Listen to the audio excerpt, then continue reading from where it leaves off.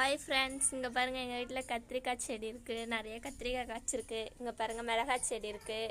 அப்புறம் நிறைய செடி இருக்குது ஃப்ரெண்ட்ஸ். இங்கே பாருங்கள் இது என்ன செடினே தெரில, உங்களுக்கு தெரிஞ்ச கமெண்ட் பண்ணுங்கள். அப்புறம் இங்கே பாருங்கள் ஃப்ரெண்ட்ஸ், நிறைய செடி இருக்குமா, பூச்செடி இருக்குது. அப்புறம் இது என்ன செடின்னு தெரில. இங்கே பாருங்கள் வாழை மரம் இருக்குது.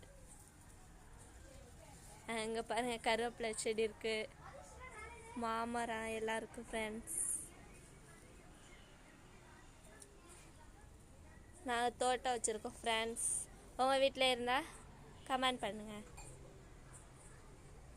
ஓகே,